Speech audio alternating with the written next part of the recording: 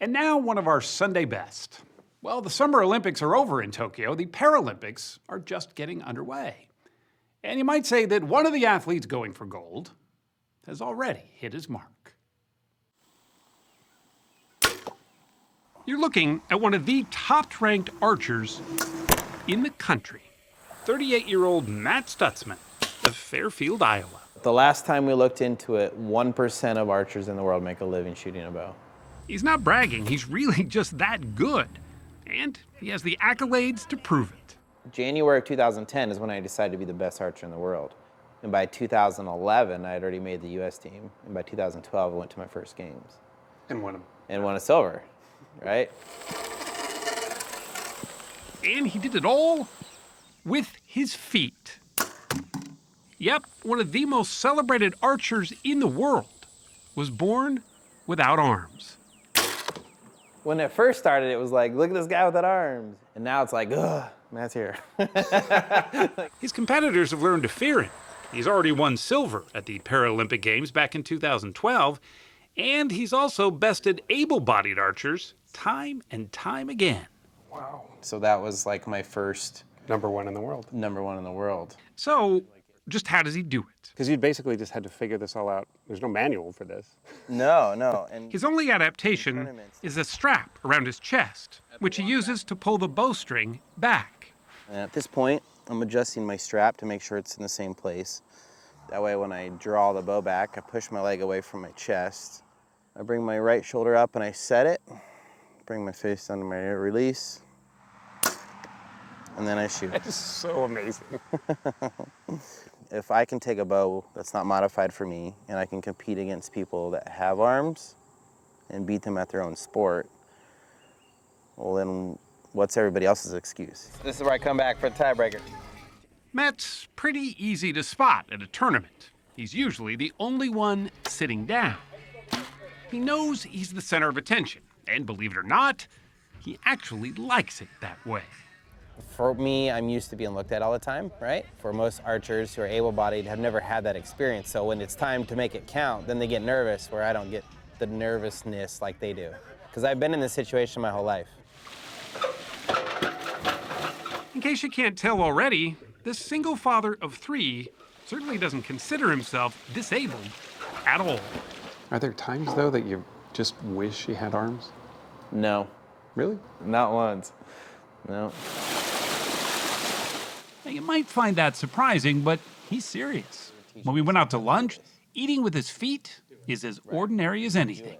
I can hold my fork, and I just stab and dunk and eat. Back at his house, we watched him change a tire.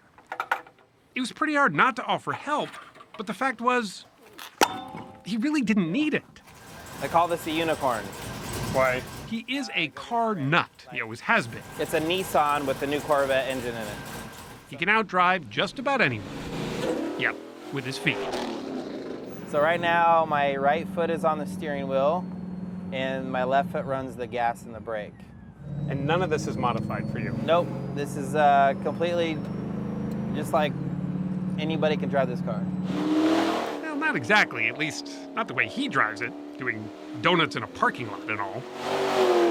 I even have a motorcycle permit. Are you serious? Absolutely, I can legally ride an unmodified motorcycle with my friends. It all started right after Matt was born, when his birth parents learned something had gone wrong. Based on what the doctors told them, that was too much for them. They were just overwhelmed. They were just overwhelmed. So they put Matt up for adoption. He was just 2 months old. And not long after that, Jean and Leon Stutzman entered his life. So do you remember the first time you saw him? Oh, yes. Well, here was this little curly-head, blonde-head guy, and he just kind of sat up and like, well, here I am. And so we, picked up the little guy, and he was just a cute little stinker. Fell in love immediately, I guess. They raised him along with their 7 other children, just like any other kid. Were there times when you'd see him doing something like riding a motorcycle or something, and you'd just look out the window and say, oh my God, how?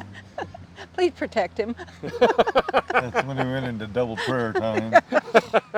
They gave Matt prosthetic limbs at one point, but they sat on his shelf most of the time.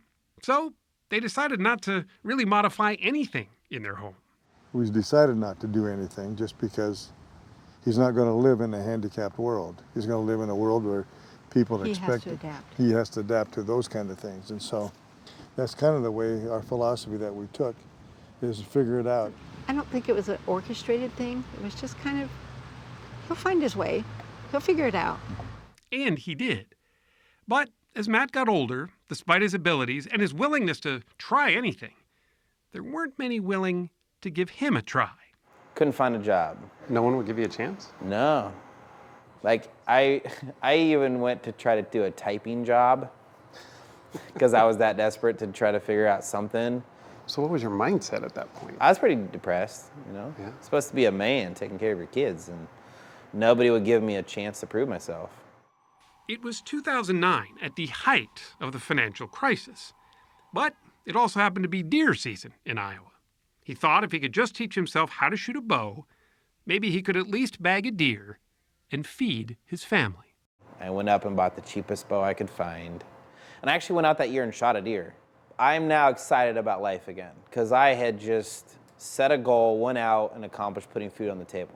To earn a little extra cash, he started entering target shooting competitions, where one bowmaker actually asked to sponsor him. Pretty exciting, right? It was, until a friend of Matt's told him why. And he goes, Matt, the reason why they sponsor you is because you have no arms and you draw attention to their product, and it's not because you're good. Wow. The reality was I wasn't that good.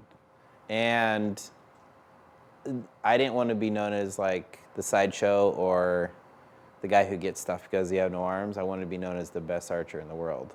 That's where it clicked. And for that's you. where it clicked for me. I'm like, hey, I'm going to prove everybody wrong. I'm going to show them that I am the best and that I deserve sponsorship because I'm the best, not because I'm unique or different.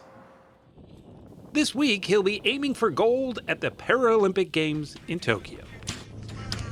And while he says getting a medal would be nice, that's not all he's after anymore. I started archery just to provide for my family, right? So, but now I've seen it's much bigger. So when someone with a disability comes up to me saying they saw me do this or that, and now they can do that, then it makes me feel good about myself. Yeah, that must be really It's like the feeling is, it's almost better than winning. Like, what is defining of the best archer in the world? The best archer in the world is somebody who changes the sport, makes it better, or changes people that watch what you do and make them better. In my mind, that's considered the best archer in the world.